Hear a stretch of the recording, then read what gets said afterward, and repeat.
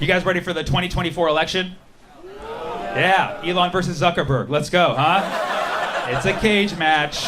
I think all elections should be cage matches. I think more people would turn up to vote, right? Because elections aren't about who you like anymore. They're about who you hate less. And what better way to see that expressed than a cage match? And that's what it is, right? The old man competition is going down next year. And they're just like, we picked America's 2 most hated senior citizens and put them comb over to comb over. And you gotta pick which one you like that other people hate more. Figure it out. Like, what? Is this how voting is supposed to work? It's the lesser of 2 evils. This is the worst of all evils at this point, I'm pretty sure. Like, we all know that they're demons at this point. It's like, come on down and pick your favorite demon. That's why it's called democracy. Like, we all know that Biden is too old to be president, but we're not supposed to say it out loud because it's mean, I guess, even though he can't hear us. It's cruel. It's cruel to be, like, a vote for Biden is basically voting to watch someone die on their job. It's not a nice thing at all. I mean, forget about the country for a moment. For his sake, let him die in an old folks' home. You think he wants to be president? He's getting tased every day by Jill. She doesn't want to hold the taser anymore. They gave it to her. But everybody's like, okay, obviously he's not the greatest candidate, but he's the best that we can do. Do you really think that?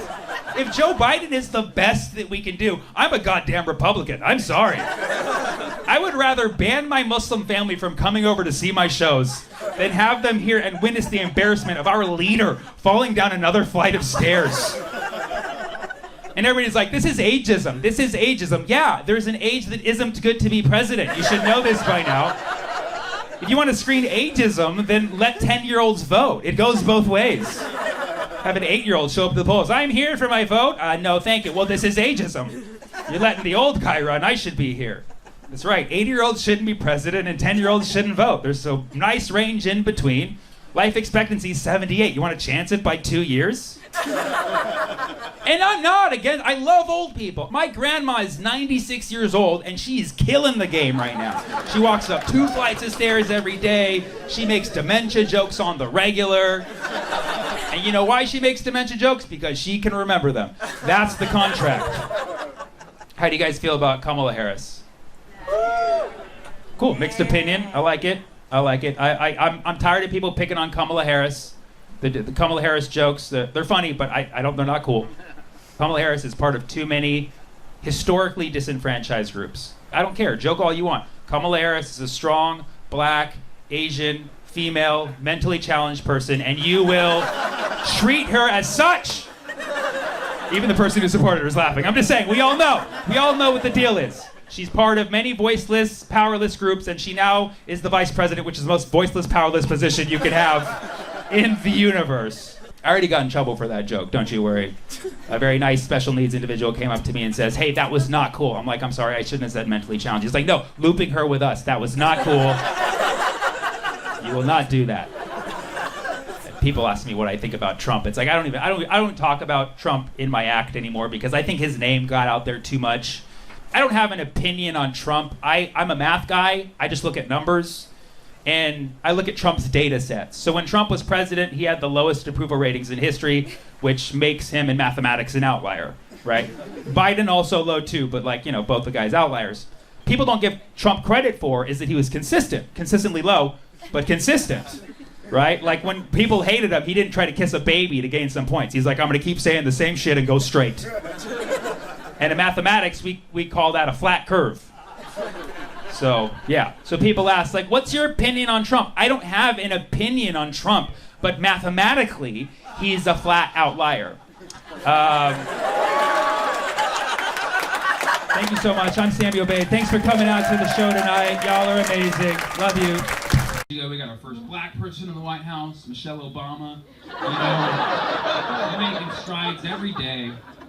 You got to give America credit. We're a great country considering that we were founded by some of the worst people ever. The explorers who came here first, they took land, they forced themselves on women, and our textbooks will still say, oh, they were just looking for some spices. Spices? Oh, these gents were quite the foodies, huh? Got a little sidetracked on our culinary expedition there, huh? Guys love spices, that's what it is. never got into my guy friend, like, hey bro, you want to go to the club tonight? It's 4,000 miles away, we're going to go on a boat. He's like, are there girls there? No. Buckets of oregano, huh? Let's go! No, I think spices was code word for side chicks, right? You have to tell your old lady something, they're going to go see these new girls in the new world, right? Mario, where are you going on those boats with the boys? Spices. Like jasmine, rosemary, cocoa, you know?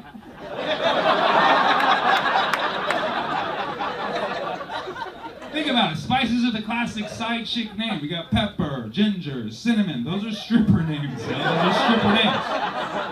There's probably a strip club out there called the Spice Rack. I put my money on it.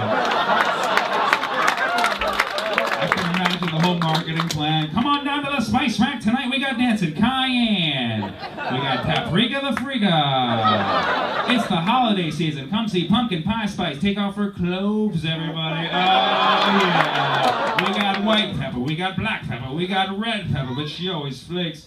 We got coriander, who used to be known as cilantro before she got all dried up. And then we got a young mother. This mother looks so young every time the bouncer has to cardamom. Oh, yeah. Tara used to work here, but now Tara gone.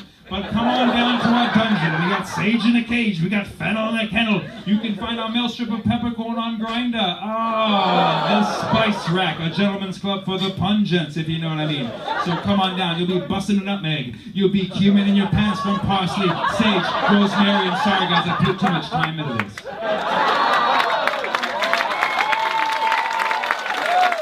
That was for the foodies. There's two types of depression. You think there's only two? Traditionally, it's You depressed or you not? Okay.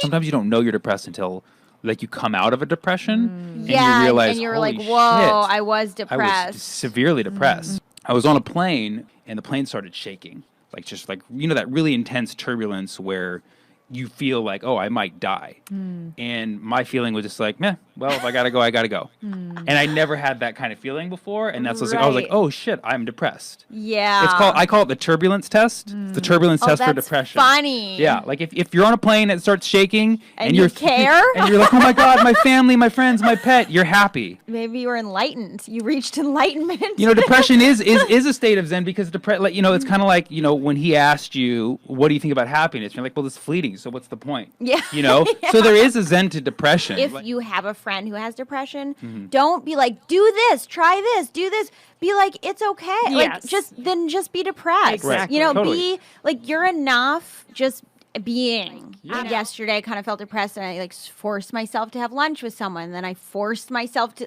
I'll force myself to be social when I really don't want to be social. Right. It is important to be social. Otherwise, you get stuck in that mental loop. Exactly. Where you just create your own hell. Well, we human beings are designed to be social creatures. We're supposed to be interacting with other humans. We're supposed to be touching each other.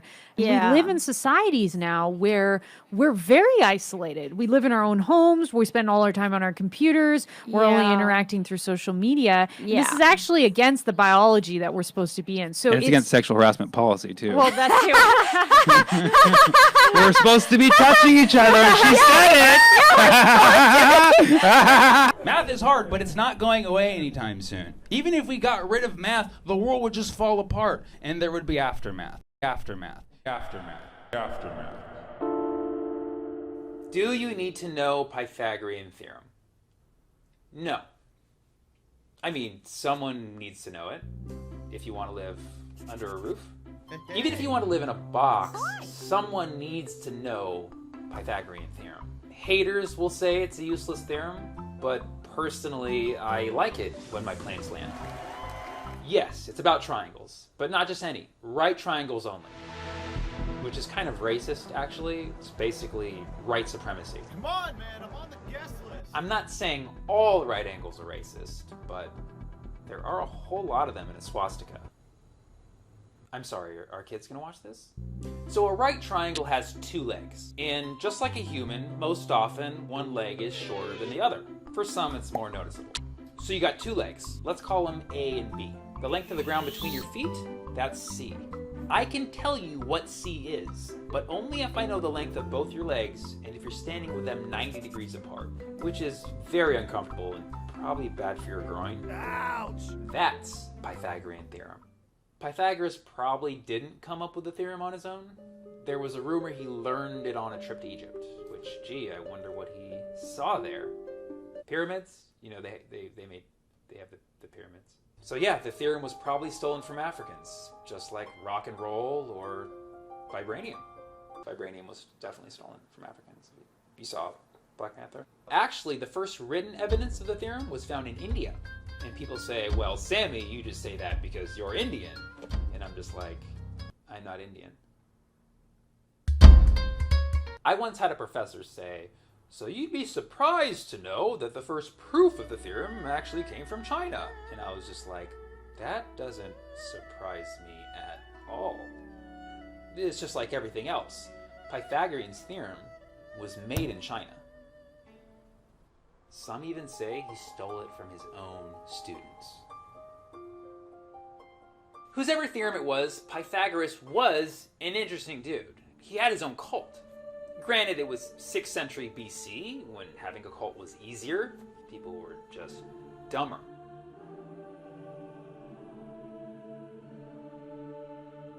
Or maybe not. I mean, it was a math cult. We still have cults in today's society, but none of them are good at math. So the Pythags had some crazy rules. To join his cult, you had to take a vow of silence for 5 years. Can I talk yet? Restart time. Oh, Restart again. He always put on his right shoe first, but he washed his left foot first. He was a vegetarian that didn't eat beans. The man was a contradiction. ow! He was the exact kind of lunatic that would get credit for a huge theorem.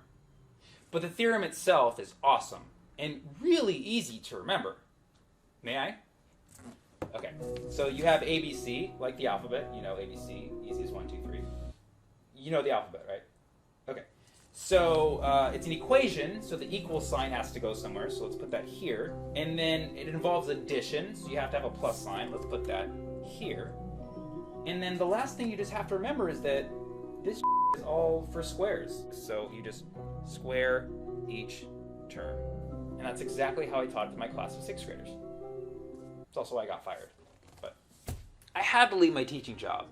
I'm not supposed to talk about this publicly, but there was another teacher at the school who had a crush on me, but she had a husband. It was a love triangle, and it was not right. But she was a cutie. And so was he. When can a normal person actually use this theorem? Great question. Probably never. I mean, maybe if you're buying a TV and they gave you the diagonal length and you want to know if it fits in your shelf, sure, but you'd have to already know the height or width, so why would that happen? You know what I'm saying? Math textbooks love to pretend like the theorem is actually useful. If Jane is 3 miles west of you and Bob is 4 miles north, how many miles between them? First of all, I don't have any friends named Jane or Bob. This isn't the 20s. And it's none of my business how far apart they are from each other. That's their business. What, am I stalking them? We all have GPS. And the GPS works because someone knows Pythagorean theorem. So why then does the education system make it seem like triangles are so important? 2 words. The Illuminati. The Illuminati wants to establish a rule of 3s so that everybody thinks in triplets. But 3 is an inherently unstable number. It's odd. Think about it. Third wheel, love triangle, 3's a crowd. 3 is chaos. And as long as they can keep their chaos intact, they can maintain their world order. It's easy as 1, 2, 3. Menage a trois? That never ends well. Trust me. It cost me my job. Also, I stole some mugs from the teacher's lounge. I'm gonna be honest, I keep it 100. You know what I'm saying? Sammy, you're cheating. Alex, look. Alex, look back. Alex, look at Sammy. Alex, look back. That was so funny. Hey, this is Sammy Obeid, and welcome to Figure Blast, the show that pleases you using only its figures. Oh my god, provided you consent, of course. The gender pay gap, the only gap worse than Gap Kids. Now, I'm a feminist. because I get more action when I say that. And I believe in equality for men and women. Can I like both? =in 80085. Am I right, ladies? Please welcome senior figure blast analyst Fizza Dosani. You scared, bro? Was she there the whole time? So, Fizza, what's the most current 79! Women make 79 cents for every man's dollar! Why are you yelling? Oh, the prompter is all caps. Oh. And I'm mad! It's 2019. The US is ranked 28th in gender pay equality, but first in same-day shipping? Amazon Prime us that, Jeff. So, what country has the lowest gap? Iceland. But that's mostly because of Bjork. But this 21% isn't the real gap. It's the raw gap. Sashimi. It's the ratio of women's median earnings to men's median earnings. Oh, that doesn't sound as sexy. Meaning, the average Jane makes 79% as much as the average Joe. White names. The average Priyanka makes 79% as much as the average Deepak. Keeping up with the Chopras. Did you know that women on average live 5 years longer than men? I do now. So per years alive, women actually make 74 cents on the dollar. And 5 years of living longer means higher inflation. Oh yeah, inflation's a BR. It's a what? It's bad. Inflation's bad. So, adjusted for time and inflation, women make 73.5 cents. Okay, but then shouldn't we adjust for weight? Because men on average weigh 16% more than women, and that takes more calories to sustain, so the time and mass adjusted gap would be 12.42 cents. Nice one, Palestinian. Did you know that a woman is 100% of a human being? Well, that was body shaming. Nah, son, figure shaming. You wanna talk mass? The average woman gets pregnant 1.86 times at 30 pounds of weight gain each time. Let's say an average of 15 extra pounds over 9 months, plus postpartum retention averages 2 years, plus the weight from the 5 extra years that we live, pushing the gap back to 18.3 cents. Plus, 94% of employers don't pay maternity leave, so if we factor in those losses of work hours to sacrifice for a job we don't get paid for, and finally her water breaks, and you know what happens then? What? More non-paid labor. It's true, pregnancy stretches the gap. Yikes. Then there's the motherhood penalty, Ooh, moms are bad. which is hard to quantify, so I'll let you off the hook for that one. Thank God. But there is the pink tax. Ooh, that sounds Horrible. Data shows that each woman pays an extra 1.3 grand a year because products marketed to us cost 13% more than the ones for men in personal care, fashion, and women even pay more for student loans because of the interest accrued from taking longer to pay them. Why does it take women longer to pay them? The gap, bro, the gap! So scaled to time, mass, opportunity cost, and purchasing power, the real gap is... And this does not even include reparations. Well, that's all the time we have today. Want to talk about race? Not particularly. Black women make 62% of what the white man makes, and Hispanic women make 54%. What about Asian American women? Oh, we're actually doing all right. 90 cents for every white man's dollar. That's why there's so many white guy Asian women relationships. Ah, they both shop at Whole Foods. So how do we change all this? Transparency. Tell people what you make. Ask people what they make. Talk about these figures. Figure blast people and keep figuring them and figuring them and figuring them and figuring them until we reach the big O.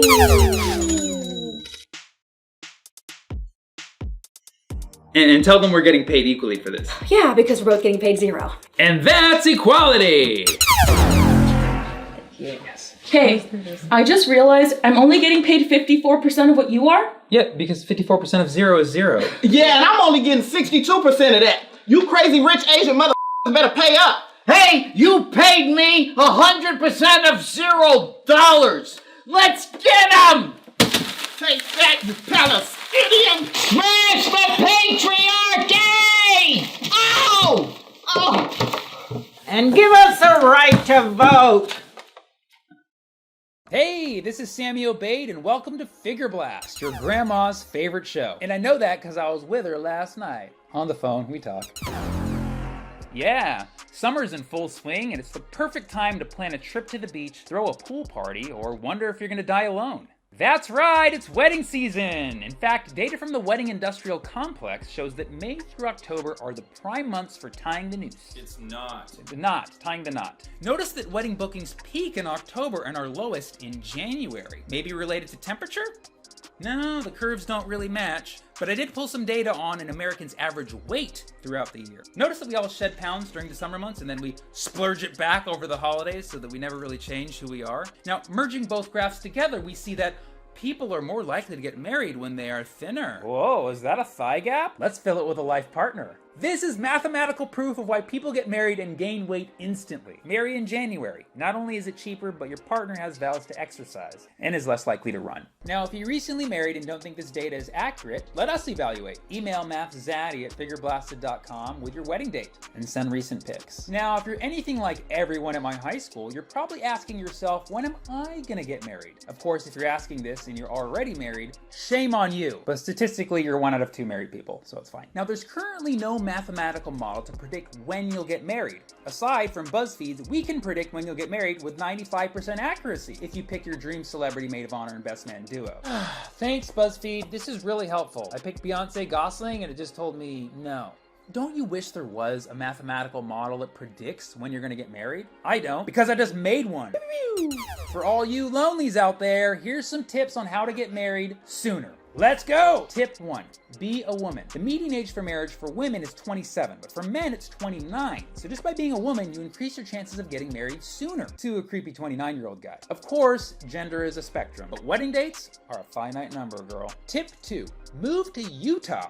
Here's a map of the United States by median age of marriage, of which Utah is the lowest. Surprise! Why waste your 20s on being single when you can get married right now in Utah? Get off Bumble and go straight to the Beehive State. Or, in a close second, the state right above it. You know the saying, don't be a hoe, go to Idaho. If you're in even more of a rush, move to Chad, where mean age of marriage is 19 and a half. And it doesn't help that the country has both the name and shape of a college boy. I know, adolescent marriage is not a joke, but Chad also has the world's lowest life expectancy, 50.6. So, in their defense, they gotta hurry up. That said, if you want to whore around for a while, New York City! Yes, the Big Apple is full of seed. Tied with Massachusetts, because not getting married is the new American Revolution. Not ready to park your car in the garage, so you park it in the backyard because you're a wicked smack. I'll stop. And pretty much all the northeastern states, making New England the slutty region of the US. How about that clam chowder? Ooh, and if you want to be a super whore, move to Sweden. Highest average marriage age in the world, 35, because they know that's how old you have to be to responsibly put together an IKEA chair. And of course, if you want to be a playa for life, get you to Antarctica, the continent of cold feet. That's why all penguins walk like pimps. Pro tip number 3. Don't go to college. I know, but it's so inexpensive. If you're itching to get married, avoid acquiring knowledge at all costs. It is the death to young marriage age. If you want to be single for life, get a PhD, which stands for Playa Haters Domesticate. Tip 4, visit Vegas as much as possible. The rate of marriage in Nevada is 4 times the national average. So just by being in Vegas, you quadruple your chances of getting married to a high-quality prostitute. High-quality person. And finally, the most important tip, settle. In a recent survey, it was revealed that the most common reason people don't get married is that they haven't found the right person. But by simply accepting the person you're with right now as they are, you nearly double your chances of getting married. Sure, they may be unemployed or don't smell ideal or they tell really bad dad jokes. But you know what's worse? A few extra years of living in the sheer agony of not being married. Plus, nothing bad has ever come from settling. And note, all of this data is for your first marriage. For second, third, fourth, sky's the limit, baby. Just ask most celebrities. So, in sum, here's how to predict when you'll get married. Find your location on this map. Subtract 1 if you're female, add 1 if you're male. Add 2.5 if you went to college, subtract 2.5 if you did not. Subtract 2 if you're headed to Vegas this weekend, add 5 if you're not willing to settle. If you are willing to settle, the answer is your current age. Take that, BuzzFeed! And trust me, I have no stake in this. I'm never getting married because I'm a mathematician and we only do models. Hey, boo. Hey, Math Zaddy. This grandma is ready to get figure blasted. Who the f*** are you talking to now? The f***, business is it of yours? Really? We shouldn't have gone to Vegas 60 years ago. That was a gamble I lost. I shouldn't have left New York. I shouldn't have left Massachusetts. I could have gotten a PhD. You couldn't get past Oh, kindergarten. really? Oh, really? really? I shouldn't have settled, bitch. What are you doing? God damn it, that hurts. I'm gonna move to Utah. Try Antarctica. Oh, you. Okay, so this story is about how I went to a barbecue at Sean Penn's house. This was during, it was like 2011, audition for We Bought a Zoo. And I remember a bunch of comics were auditioning. I remember thinking, like, you would see people in the room like, oh man, I saw this dude on Last Comic Stand, and this guy was this guy or whatever. And I remember I got past the audition, and I got a call back. I went in, it was like Cameron Crowe in the room, and he's like, God, there were no lines. I remember it was a lot of improv. Like, pretend like Matt Damon just fell down. It's like, Matt Damon. Not like that, but like, something better. But yeah, I ended up getting the part. And it was awesome because I was just like, this was like my first Hollywood experience, and the movie was huge. It had like Scarlett Johansson and Matt Damon, and it's like they're all friggin' huge people, and I was out of my element, but I was in these cool situations. Like, I remember one time they wanted, it was like towards the end of filming, and they wanted to have a barbecue. And they were like, we'll do it on the zoo, the set. And then like Fox or whoever was like, nah, you can't do that because like liability or something. Like if someone like falls in the fire, they can sue Fox, and then they'll get all the Simpsons money. I don't know how it works, but yeah, they were like, you can't do this on set. So Scarlett Johansson was like, we should go do it at Sean Penn's house and have a barbecue. And I'm like, oh my God, this is crazy, man. I'm going to Sean Penn's house. So I go there, and it's like this place in Malibu. It's like, bro, it's like what you see on TV. Just those, you're like, wow. This is like rich fucking territory right here.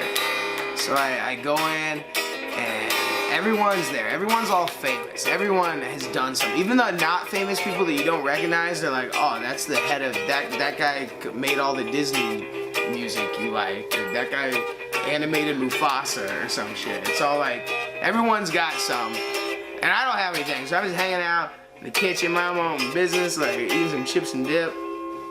And then he like, Sean Penn, he's like, what's with this guy's hair? And like everyone kind of looks. And I'm like, oh man. He's like, what year's your hair from? And I'm like, 2011, whatever year it is. And he's like, get Jerry Garcia, man. And I'm like, I like my hair. And he gets up and he's got a cigarette and he like runs at me. He comes at me, he's like, you've got good features. Take 2 inches off the top. And he said that, and weird little story. It's like, wow. Sean Penn told me to take 2 inches off the top. I got good features.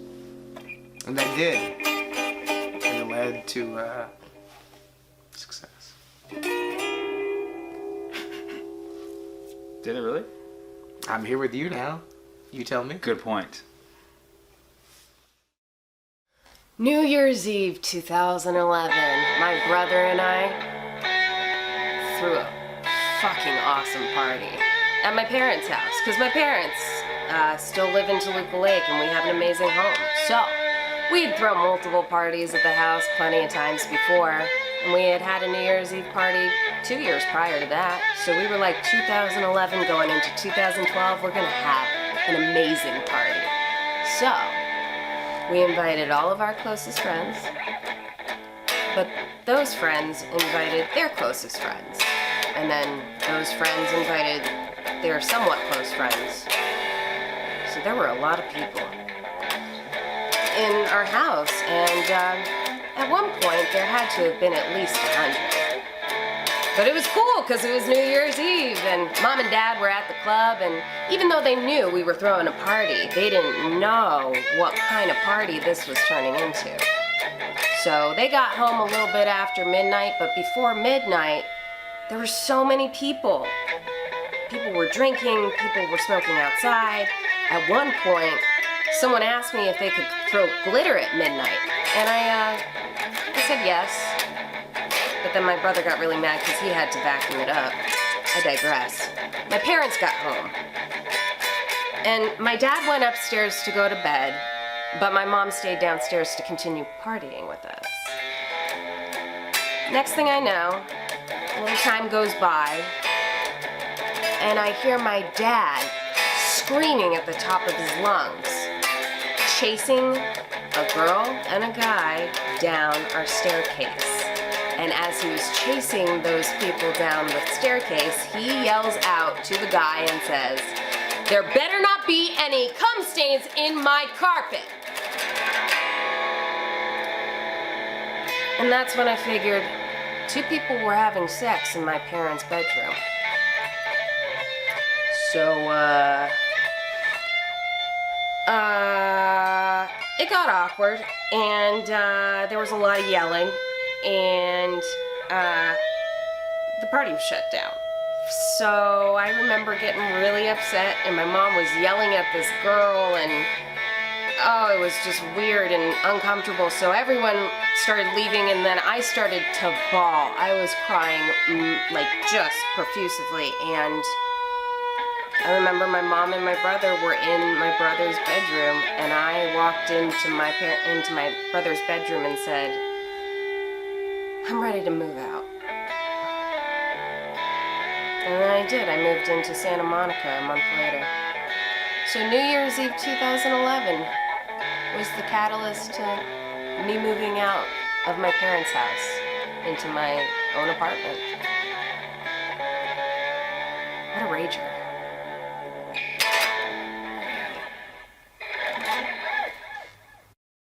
A few years ago, I thought I found my dream apartment. Lots of natural lighting, high ceilings, loft style. So I moved in thinking, oh, I'm so lucky.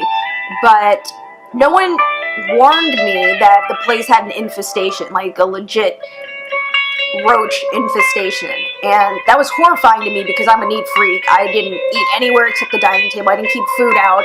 So I was like, where is this coming from? It's not coming from me. Like, where is it coming from? About a week into living there, I get a knock on my door, and it is my downstairs neighbor. And I can tell he's off right away. And his first question is, do you want to swap apartments? No, I just moved in. Like, why would I want to do that? So I ask another neighbor about him. They're like, oh, that's the hoarder. He lives downstairs. His place is disgusting. Like, it's just stuffed with stuff. It's like, it's like one of those people on Hoarders. Like, he should have been on TV. His place is like Joe's apartment, just covered in roaches. Maybe he is like a bunch of roaches collected together in like a coat, like on Men in Black, like the little, I don't know. So, just out of sheer desperation, I start bringing him Raid and bug bombs and stuff, just hoping it would do something. Although, looking back, that's not going to do anything. You need a professional exterminator. I mean, really, you needed just, like, the SWAT team. I don't know. It was just bad. I went downstairs. I brought him Raid. He opened the door. He was butt naked. He tried to cover himself with the door, but I saw a ball swing out. He's very naked. I got a peek in his place. Filthy, disgusting. You could see the roaches. During the day, you could see the roaches running around. So, I gave him the stuff. Of course, it didn't work. Had to deal with this for a while. And one day, it just stopped. And I ran into my building manager, and I'm like, oh, I'm not having that issue anymore. And he's like, oh, well, your downstairs neighbor passed away. He died of a heart attack, and they found him in his place. My first question was, how'd they find him? No, that's wrong. But it's sad. I was sad to hear that he passed. His person, his life ended. I would never say I'm happy that he passed, but the problem did stop, and I'm very happy the problem stopped because I still live there. And I don't want to share my place with this dude's roaches. Call me selfish, but I'm roach free.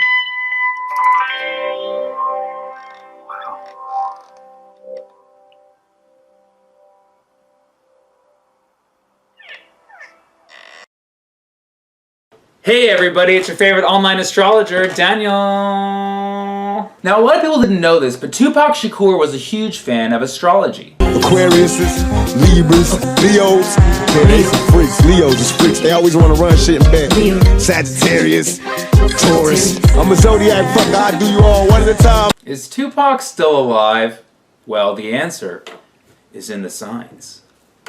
So the biggest clue that Tupac left us was that he was a Gemini, aka the twins, hence the 2 in Tupac, because every Gemini has a split personality. Yes, there was actually 2 Pacs, the poetic feminist Pac and... That's why I fucked your bitch, you fat motherfucker. Many believe that Pac is still alive, but to live a life in hiding without trying to reach the outside world takes a lot of perseverance, which is proof that he's not alive, since a Gemini can't stick to one course of action. So if he's not alive, who killed him? The night Tupac was murdered, he was with Suge Knight, an Aries Taurus cusp, part ram, part bull, which makes sense because Suge played football for the Los Angeles Rams and is one of the biggest bullies of all time. Suge was born late on April 19th in Compton, which by use of time zones was April 20th in Germany, meaning he shares the same birthday as Hitler, which explains why he's affiliated with so many murders and never got along with Jewish people in the industry. Tupac was shot in 1996 on September 7th and died on the 13th, 7 days, all during a Mercury retrograde, which means extra weird shit can happen, and very likely inside jobs. I have 7 theories that you've never heard before. Theory 1, In-N-Out Burger. On the day of his death, Tupac was spotted at an In-N-Out Burger in Barstow, California by a high school football team from Long Beach. A simple internet search of food poisoning at In-N-Out Barstow reveals case after case of diarrhea and vomiting, symptoms which are known to be deadly when Mercury is in retrograde, like when Jimi Hendrix died from vomiting in a retrograde in 1970. Yup, In-N-Out did Tupac, animal style. Theory number 2, Murder Triangle. Many accuse Suge Knight of hiring someone to kill Tupac, which Suge counters by saying, hey, I got shot at too. But Suge is an Aries Taurus cusp, a bull ram, and thus is someone who is able to burn every bridge possible. So perhaps Suge hired a guy to kill Tupac, but then got into an argument with the guy on the phone like an hour before the murder, called the guy a punk bitch for no reason, hung up, which made the hitman just want to kill Suge too. Or Suge actually instructed the hitman to shoot at him too, in a suicide plot, just like Hitler's. Theory 3, the city of Las Vegas. The city of Las Vegas refused to properly investigate Tupac's murder, making them a huge suspect, to which they say, well, what would be our motive? We are such an innocent city, Las Vegas. A month before he was shot, Tupac recorded To Live and Die in LA. Las Vegas, who didn't have a slogan at the time, heard about this and said, no, we can't let that slogan win. If Tupac dies in Vegas, that slogan will go away, and then we can launch our slogan. What happens in Vegas stays in Vegas, just like Tupac's murder mystery. That was their original slogan. The mayor of Vegas felt it was a little too on the nose, so they cut out the last part. Theory 4, Incan astrology. Tupac was named after Incan revolutionary Tupac Amaru, which may have been a clue given to us by his mother to use Incan astrology, which arranges its zodiac signs by insects, where Gemini is a mosquito, which was her way of telling us that, you guessed it, Tupac died of Zika. Theory 5, Bill Clinton. Bill Clinton, notorious for his sexual misconduct, once made an inappropriate remark to a woman who was very near and dear to Tupac. Pac threatened to expose it during Clinton's '96 election. The mutual contact? Perhaps Jada Pinkett, who's undoubtedly met the Clintons, and see, in this pic, she can't even look Bill in the eye. Also, Tupac had been working with musician George Clinton, and Bill was jealous that he wasn't the Clinton chosen for a jazzy musical duo. So Clinton had Tupac assassinated, and that's what was in the Hillary emails. Theory 6, the Thug Life tattoo. On his 3rd day in the hospital after being shot, Tupac underwent surgery to remove bullets from his lung, where surgeons had to tear through the Thug Life tattoo. Fans of Tupac all know that the Thug Life tattoo was iconic, and when the holy seal is broken, a thug dies. Theory 7, America's favorite, terrorists. Over the years, terrorist leaders and groups like Bin Laden, Al-Qaeda, and ISIS constantly talk about how much they hate the Western world. They'll cite it in each speech they give. The West, the West, the West. Who claimed the West the most? Tupac. 5 years before the World Trade Center, in 1996, Tupac was shot late at night September 7th and died late in the day September 13th. What is the midpoint of this? Early morning September 11th, which is right when the doctors reported that his chance of survival dropped from 50% to 20% due to the breaking of the Holy Seal. That's right, 5 years before the Twin Towers, Tupac's death was the first 9/11 attack. And just like they took out 2 towers, they took out Tupac's. Okay, bye, I'm Daniel! Hey everybody, welcome to Jokes for Sale. I'm Sammy Obeid. Here's my guest, Paul Delia. Okay, now people often ask me, Paul, what do you do with jokes that you want to retire? Well, what do you tell them? I tell them I want to sell them. Wow. Yeah, maybe somebody's looking for a joke to buy for a dinner party or impress one of their upcoming dates. Yeah, I like the little shimmy when you said date. Yeah, because that's what a date is, right? You got to show them that you're funny. Oh, so yeah. I'm going to sell you the legal rights to my jokes. Paul's going to sell a joke too. I got my lawyer here to make sure all the legal issues are taken care of. So let's get this started. My intern, Vanita, please bring out the first joke. Thank you so much, Vanita. Okay. So this one's very sentimental to me. I wrote it in 2008 during the recession. Oh man, that's So it's about my dad. My dad is a gynecologist, but he also works at Noah's Bagels. You should try my Pat Schmear. Wow, that is really funny. $5 for that joke, and if you call now, you'll get this free schmear, half-eaten, from my fridge. It expired in February 17th, but the sentimental value is still there. Now, this is a great joke to tell if you're a guy on a date with a girl, you want to impress her and show that you're into women's issues. Pat Schmear, it's a solid way. Yeah, it's a great way to get some head, saying a joke like that. All right, Paul, let's do our second joke. Thank you, Vanita. Thank you, Vanita. This is a great one, Paul, to tell if you are at a dinner party. It really shows that you have artistic taste. I prefer the original Black Keys. Alicia. You're just giving them away, Sammy. This one comes with the keys to my house, actually. You get a free LA Fitness pass. You can use it for a week until I report it stolen. Also, if you call within the next 15 minutes, we'll give you Alicia Keys' 2001 album, Songs in A Minor. Wait! Make sure she's legal. Sammy, I actually brought my own joke. Fantastic. I did. 3 years of vocal training. So, what's the joke, Paul? So the joke that I brought is, I had a dog growing up, and my dog was actually an Arab. You don't say. Yeah, and my dog would bark like this. Bark, bark, bark, bark, bro, bark. Oh my, how much are you selling that for? I'm selling that joke for $9. $9! $9, and you know what? I'm in a giving mood. If you buy that joke now, it comes with this free Canadian whiskey. Wow, I get it, because maple syrup comes from tree bark, right? Wow, that is amazing. So the Arab dog joke for $9 only. This is a great one to tell on airplanes. So, Paul. Wait! I've got a joke. Okay, sure, Richie. My ex-wife was Persian, you know. When she left me, she really pulled the rug out from under me. I don't want any money for that. Thank you so much for tuning in to Jokes for Sale. Thank you, Paul, for being our guest today. Yeah, thanks, Sammy. Great. So if you like any of the jokes we mentioned, please comment in the comment section. Just tell us which joke you want. Our lawyer will take care of all the fine print. Get out! What? Get out! Out! Bark. Hey everyone, it's your favorite online astrologer, Daniel.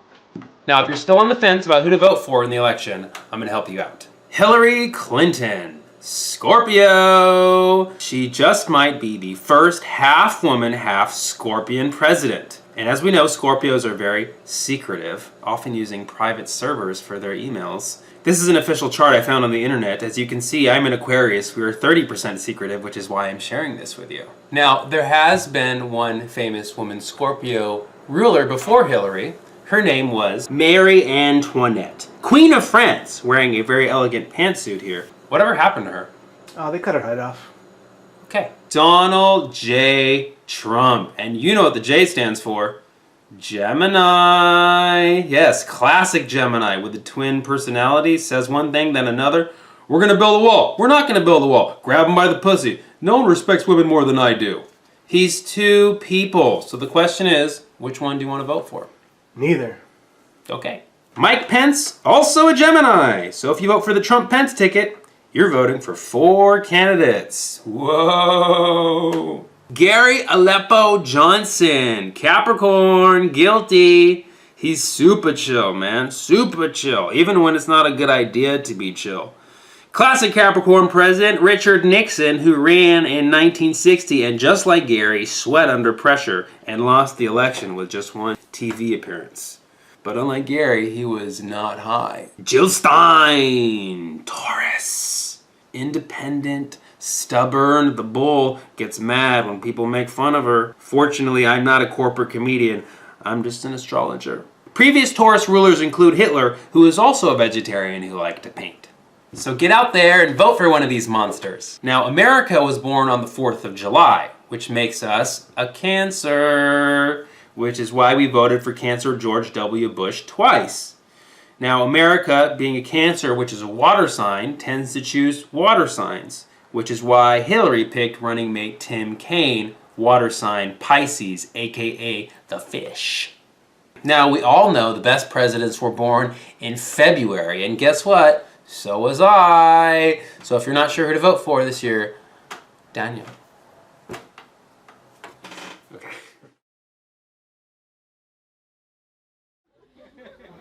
I'm ready for a woman president. Who's with me? Yeah. Like not Hillary if there's another option available. I can select from another option. I just think a lot of people like me that are ready for a woman president. Doesn't matter. You know what I mean? I mean, the Republicans don't have a solid woman candidate. I want to see a Republican man so determined he's willing to change his gender to be the first woman president. Cool, hold up for that. Like if Donald became Donna, I'm in. What's up? Jeb can't fix it, but Deb can. You know what I mean?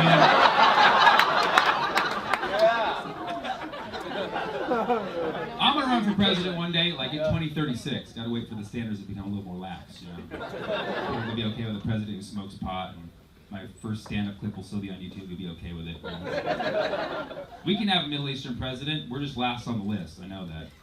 I know. It's just how it is. I understand. Okay, we have a woman president coming next, a Latino president, a Jewish president, gay president, Asian president if they want to be. Samoan, Alaskan Native, Antarctican, the last Mohican, full black, and then Middle Eastern. I think that's sort of I know where I stand. Math is sexy. Anybody? Yes! Math is sexy. You can't even spell sexy without X and Y. That's algebra. I went to my first dispensary in like a year. They had to do the thermometer at the front though. The girl comes out with the thermometer. She's like, bang, bang. I was like, don't do that. I was like, just don't do that ever. Why does the weird always happen when you're high? Bang, bang. I've been doing intermittent fasting. For those of you not familiar with intermittent fasting, it means I eat intermittently. Which means basically when I'm done with my meal, I will not eat again until the next time I eat. Do you understand what I'm saying? Sometimes I eat and sometimes I do not. That's intermittent fasting. But I don't eat when I don't eat. And when I eat. That's the difference. A lot of people don't eat and eat at the same time. Not me. And I do one big fast at the end of the day for like 8 to 10 hours, which I sleep for all of. I sleep for all of it. It's a hard fast. No eating. No eating during that fast. And then I wake up and instead of eating right there on the pillow, like a monster, I will walk to the kitchen first and then I will break the fast very carefully with a special meal that I call break fast. Okay? It's a science trick. You have to look at the science. I'm back. I've been here, I've been home, I've been at the store. I just been going to the store. Right? You know what I'm talking about. You been to the store? That's cracking, dude. People are buying food like they're about to die. People are buying all the food, man. Remember when toilet paper was gone, then it came back? That was dope. It came back. I thought it was gone. And when it came back, I was like, stand-up's coming back too, man. Stand-up is on its way. It's just another era in the store. Whole Foods, they play little PSAs between the musics. Like the music will be playing, and they'll stop the music, and they're like, please keep a safe 6 feet away from each person in the store, and then back to the music. Kiss, kiss, kiss, kiss. Back to the PSA, and make sure you're wearing a mask and not in other people's personal. Eat the booty like groceries. Eat the booty like groceries. Like, why is that at Whole Foods? That's more of a Trader Joe's song. About my roommate drinking expired milk. Yeah, I was like, bro, this is best by September 1st. He's like, nah, man, that means it becomes its best by September.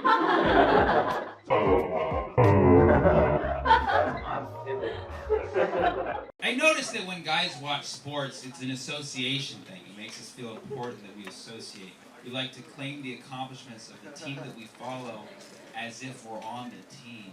It's like, you see us last night, bro? You see the team last night? You see the team? You see us? You see us? We kicked ass last night. It's like, bro, you were on your couch eating tater tots. You gained ass last night. Right? Why are you trying to claim the accomplishments of pro athletes? They don't claim your life accomplishments, right? Never seen a baseball player coming on the screen. Did you see us last night? We killed a microwave pizza and a 12-pack. Yeah. Then the wife came in with her blah, blah, blah. We told her to shut the f*** up. She went to her room crying. Did you see that play? It's going to be a good season.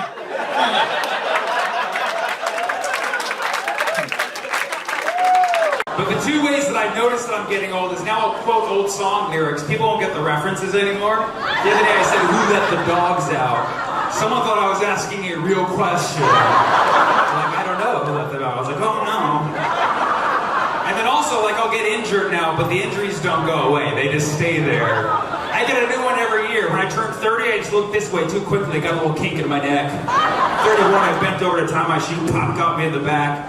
32, my cat got injured, still injured, so I'm gonna count that one too. And then 33 is the worst. I sat down for too long. Just one day, I got a cyst on my ass. I'm a broken man.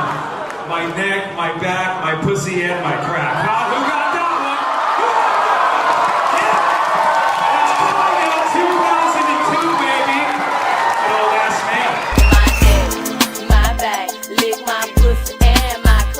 Everybody knows you get that full tube of toothpaste from the store, you're like the toothpaste king suddenly. Like, I got so much toothpaste, who wants to have a sleepover? Squirt, squirt, squirt, squirt. I'm using it as whiteout, you know, I'm shaving with it. I'm cocking things around the house with it, pouring some out for the homies. And then a week later, you're already at like half a tube. You're like, how did that go so fast? That first half goes away in the first week, and that second half, you like save it for 3 months. Floss, though, floss gives you no indication of when it's gonna finish. And when floss is done, it's done. You ever be like, oh, I'm gonna floss today. Actually, just gonna do one tooth. That's all I can do right now. You ever try to floss with that little teeny bit of floss? You get it stuck in your teeth right away. Like, now I got corn and floss in my teeth. There's like a little piece of floss flapping on your lip. I'm like, what's wrong with you? I'm out of floss at home. I gotta get more floss to floss this one out. But when you get that full thing of floss, you got wrapping it on your wrists. You have so much. I put on one bedpost and then the other, I use no hands. Like, I'm making guitar strings out of it. I'm slacklining with it. I'm putting on a board. I'm solving crimes with it. It's crazy to think that we were all the best swimmers out of millions. We were the best. I was the alpha sperm of my dad's load. Can you believe that? Me. And this shirt. And I was wearing this shirt. In the set. I was the alpha sperm. Leading the pack. Come on, guys. I'm the leader. You ever have a day you're at the gym, you can't even do 2 push-ups? You were the best option. Wow. Wow, you were the best. Your PE coach was giving you, you're like, hey man, I was a fallopian champion in 1983. What? My brothers and sisters died attempting to do what I did, okay? It was a suicide mission and I survived, alright? It was a jihad, man. It was a jizhad. You know what I mean? Pineapple juice.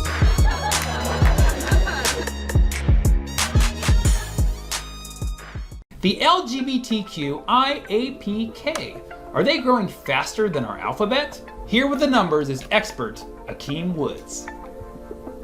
Expert? You know I'm just a gay dude, right? Hell yeah. I guess I'll whip it out. Akeem, no children watch this show. 6.8. Oh my god! 6.8% of Americans identify as LGBT. And you know we're growing because we got a plus sign. That means bring a friend. Or two. That's very welcoming, thank you. Now, where did you get this figure? Girl, you know, like squats and every now and then I do some lunges. I'm out here in these streets. No, I mean the number.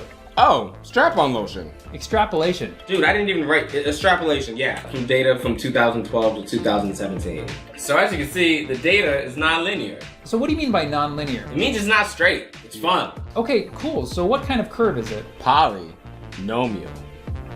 It's a polynomial curve. Kind of looks like a fist. You get it. Wow. So this first spike in recent years was in 2012 when Obama was basically like, hey, it's cool to be gay. I think same-sex couples should be able to get married. Thanks, Obama. Then the rate doubled in 2015 when... And I thought to myself, boy, what if someday I could make a difference in the world? Woo! Then since 2016, we're steadily getting gayer because MAGA. Wait, what? Make America gay again. Again? Yeah, dude, we all started off as gay. It started with the Big Bang, which is like a big gay-ass orgy. Sounds fun, actually. So now the universe is all hot and bothered after this massive orgasm, and it creates its first organisms that didn't have two genders, but still reproduced.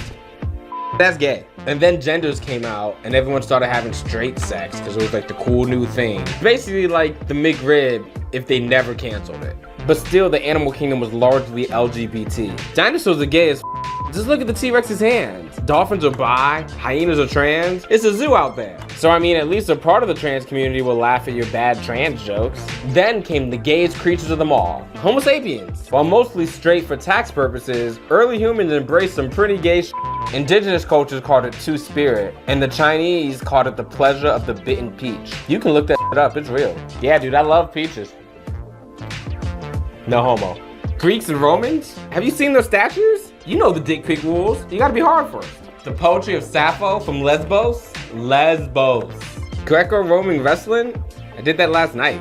Then came religion, and you get what I call the closetization effect. And that's why it was called the Dark Ages. It's dark in the closet. Have you been in the closet? Go inside, shut the door. And so, this current graph isn't showing the whole picture. This is just the closet door line. The real gay percentage, 3 times higher. And what data are you basing this off of? Listen, man, for every 3 dudes that suck, 2 of them got a girlfriend. Fair enough. Now, what does this tell us about the future? Well, using my ex's strap-on lotion. Extrapolation.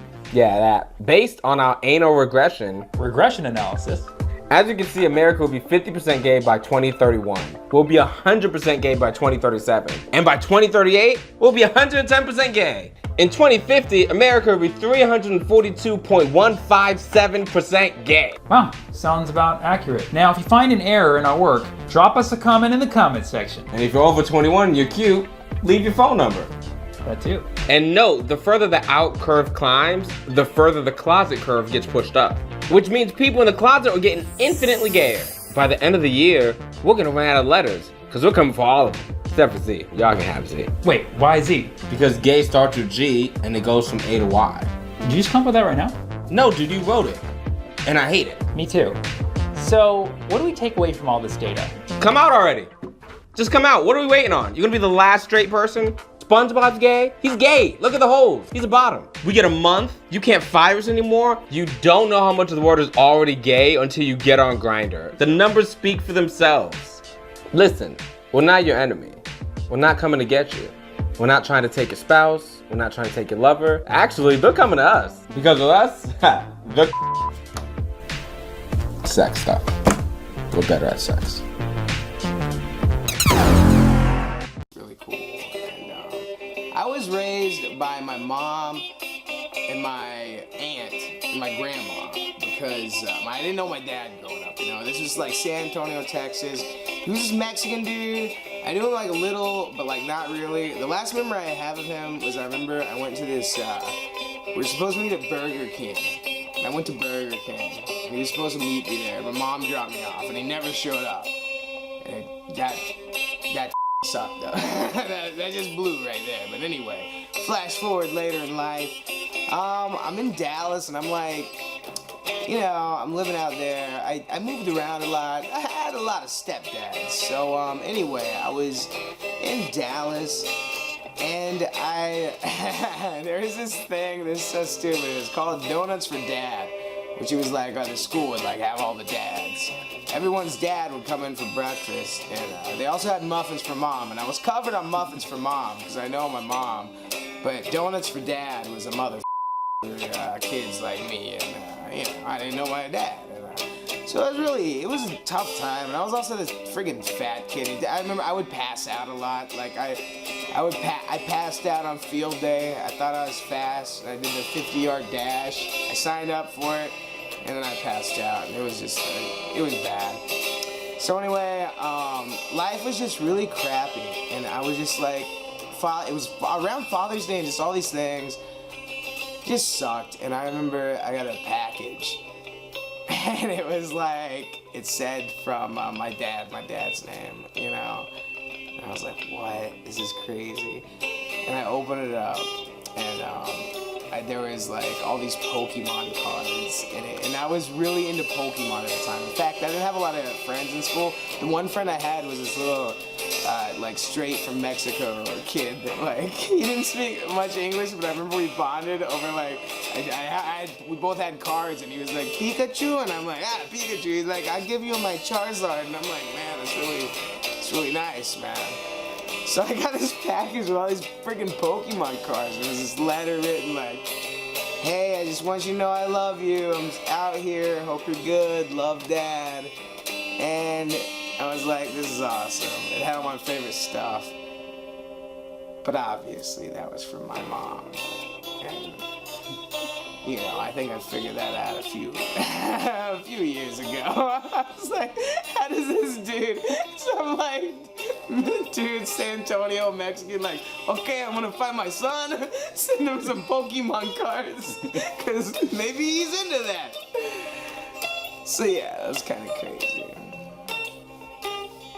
Yeah, but yeah. So yeah. Moms are good, I guess, yeah. I think we can all agree.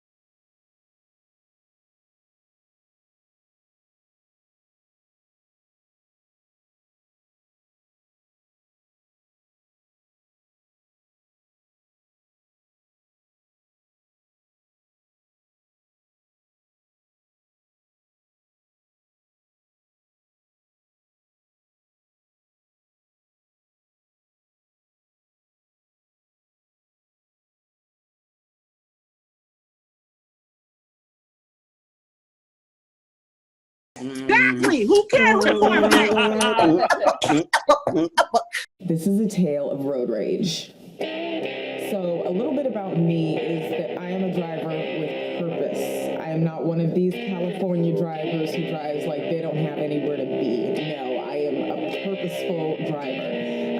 So I was driving home from work one day, coming in from Calabasas, and it's a long drive, so I was going quickly. The whole flow of traffic was going quickly. And I noticed a dude in the lane next to me had his blinker on, but he wasn't going quickly enough to be able to overtake me at the speed that I was going. And so I figured that I would just clear the lane for him and let him dip in behind me, which I guess didn't sit right with him. I guess he wanted to be first. I guess it triggered him that I didn't slam on my brakes and let him go first. I don't know, maybe they didn't let him start in football in high school, and he was big mad about that. So what he did was dip behind me and come over on the other side and throw his water bottle at my car so hard that it lodged itself into my side mirror. And I don't play that. I'm from Texas. I am not about that life. So he exited the highway really quickly, and I exited the highway really quickly to yell at him, of course. So I pulled over next to him. I threw the water bottle back in his car, which I shouldn't have did. I should have waited because he rolled his window down, and I maybe could have hit him with the water bottle. But I started yelling at him and calling him an idiot and just saying everything that was on my heart. And he immediately called me a monkey and a just because I didn't let him go in front of me and I wasn't cool with him throwing his water bottles at my car. So we continued to yell at each other for a little bit longer. He pulled off, and I do regret that I wasn't of present enough mind to get his license plate number, because I have no way of, reporting it or finding him. Now all I have are fantasies that I'll bump into him at a Ralph's or something and get to cuss him out in front of some produce or something. Be like, who's the monkey now? Throw an actual water bottle from Ralph's at him.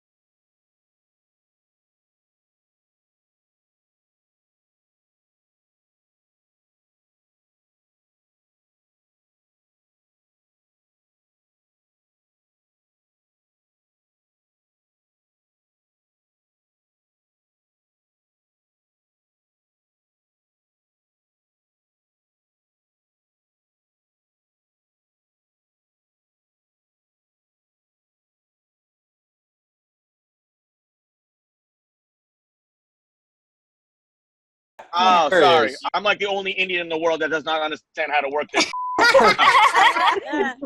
My cousins all around the world is watching this like, unmuted, you idiot, unmute.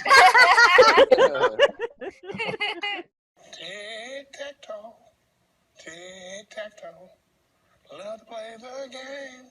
Tic-tac-toe. There's 9 squares you play. Put the X next to the O. The O next to the X. Call it tic-tac-toe. You'll have a lot of fun wherever you go. Playing this great game called tic-tac-toe. What's up? This is Sammy Obeid, former math teacher, current youth mentor. Today we're gonna get high and solve the US economy. This is Highest Truth. We're smoking strawberry banana, pretty good THC and CBD ratio, a little bit of CBD to kill the pain. 2 fruits, better than 1. Perfect. If you spit while you smoke, you get higher. Hey Sammy, let me see a crossover. Go between the legs. Yep, no brown person's going to the NBA for a minute. There's not one brown guy in the NBA? 0. No, Zero. Come on, dude. 0, bro. 0.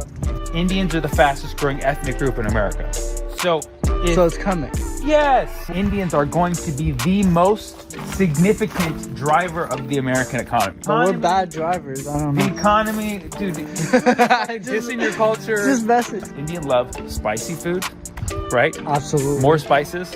More spices. That's what America was founded on. The explorers came here to look for spices. Now you have Indians demanding spices, and we have to import those spices from all around the world because America's spice market, how do you say it? Bland. America is blessed in that we actually have all the climates. We have tropical, we have desert, we have vineyard. Grow more spices. So Whole Foods a few weeks ago in Fremont, which is highly populated with Indian people, brown people, the spices were gone. Right, what did you just say? It was highly populated with the fastest growing ethnic group in America.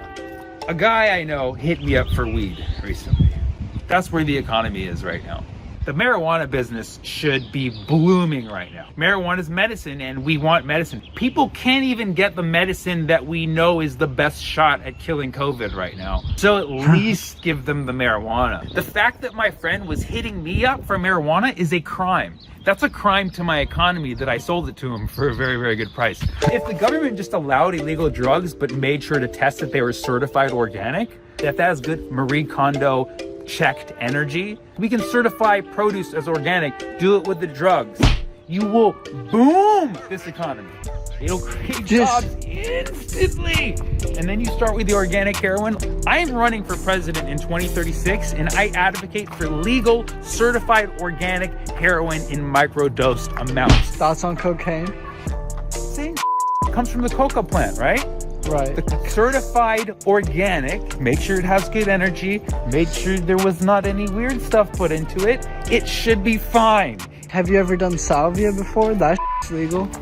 Salvia is legal and it is the most terrifying drug I've ever done in my life. That shows you how stupid we are on drugs. That the loophole that a drug like salvia made it through, when cocaine, which gets you 100th of as high as a hit of salvia does. Damn, that's generous still. What we forget is that the way we measure the success of the economy are by a few indicators. Number 1 being employment. Employment is just a title. People can be employed and not work a single hour a week. There's people who actually do work and there's people who have a job, but they don't do work. Like, we know those people. Imagine if everybody worked at their work. Now, how would this happen? It would be in a situation where people enjoyed what they do for a living. What really measures a country's economy is its GDP, its output, by how much we create. With a flick of a wand, we could say, oh, all 6 million of you, you are now employed. It's just a title. It means nothing. We've all been in relationships. It means nothing, right? Yeah. Every individual in this economy, take that step back and think, what can I actually offer the world that will create a substantial output that will help my economy, that I also enjoy doing, that's also going to make me rich so I can spend money and help bloom this economy while getting the things I want. Do I need to say it again? Damn, bro, we're all gonna be selling weed in a couple of years, huh? It could be, dude. Everybody's expecting the government to fix the economy for them. No, it's on your mentality and the mentality of the people around you. You can't make a law making them love what they do, but you can lead by example and show people that you love what you do and work very hard at it. That actually spreads like a virus.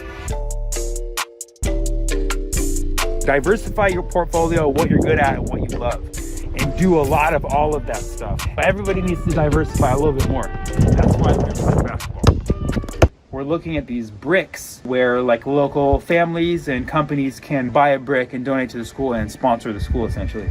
I discovered this one right here. Where'd it go? Nagata Brothers Farm.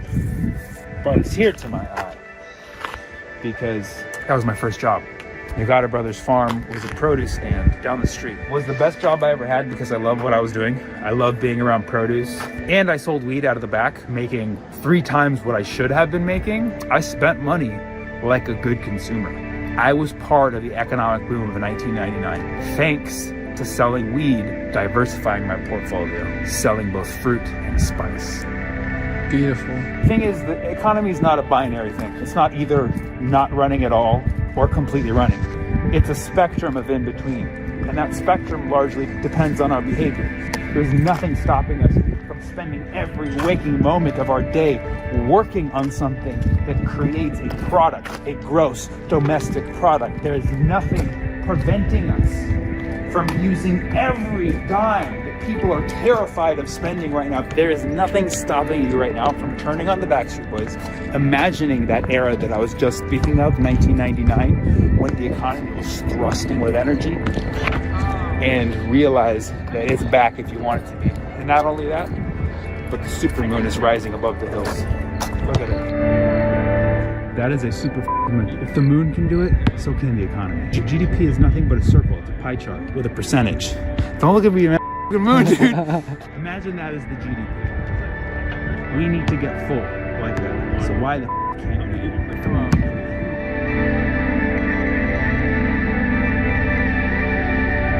So this is my message to the kids. Don't do drugs if you look like you do drugs. Probably 2007, long-haired Nick, loved Wu-Tang. In fact, had 3 Wu-Tang shirts, so it was my daily wardrobe. Me and a buddy are driving to a gig. We're going to El Paso to perform at the comic strip. We leave at 11 p.m. because we think traveling at night is so much better. My buddy has a spot at the Hollywood Improv. That's where we start our journey. Takes a few drinks. In fact, he gets a little plastered. We get on the road. I didn't know that my buddy had weed on him too. So we're driving, about 4 hours in the trip, we get to Blythe, California. Now some of you may know Blythe if you pass through it. Apparently a lot of cops pull over comics on trips there. My buddy pulls out his pipe and weed, which I didn't know he had on him. Starts smoking in my car. And I look at him like, hey, we can't have that in my car. So I start to exit, because in my mind I'm like, let's just put it into the back seat. And then you can smoke it where we get to. Now, I mean, no, I'm 100% sober at this time, even though I look like a pothead. Long hair, Wu-Tang shirt, buddy who looks like a pothead, drunk and high. As we're pulling over the exit, cop lights come on. They've been following us. They said that we were speeding, but it didn't matter, because when I told my buddy to hide his weed, he threw it on the floorboard, right where the cop shined his flashlight. Pipe and weed. So, they pulled me out of the car. The officer starts conducting sobriety tests, and I'm messing it all up. It's 4 a.m. I'm exhausted. I'm tired. I'm nervous. We're near a highway. Cars passing by. He tells me to do this test. Count from 1 to 10, taking steps forward, turn around, then count from 10 to 1. That's the instruction I miss, right? So I do the 1 to 10, turn around, and do the 1 to 10 again. Messed up that sobriety test. Then it was follow the pen, then it was a few other ones. He determines that I am either high or drunk. throws me in the back of the cop car. My friend's still drunk. He comes up to me with his little video camera and says, "What do you want to tell the world?" Because he's going to post it on Facebook. And I said, "Get out of my face." I go to jail, 6 a.m. Other sheriffs are clocking into their shift. The cop that pulled me over is upset because he wants me to admit that I was drunk or high. They tell me that they've arrested Gabriel Iglesias before. So, they call in a nurse, 8 a.m. to take blood, because I am not saying that I'm drunk or high, because I'm not. I've been 100% stone cold sober, right? And the guy wants me to admit that I did something which is not true. So, they take my blood, throw him in a cell all by myself. While in there, the jailers find out that I'm a stand-up comic, and they watch all my routines, and they ask me if I know Angela Johnson. I get my mugshot taken with a Wu-Tang shirt. 10 a.m., I'm finally released. My buddy is there to greet me. They said they took him to Denny's, right? Drunk and high, went to Denny's. So, we continue our trip, get to El Paso, do the gig. Now, if you don't know anything about DUIs, the minute that it's on record, lawyers start sending out letters to get you to hire them to have this dealt with. It's immediately known.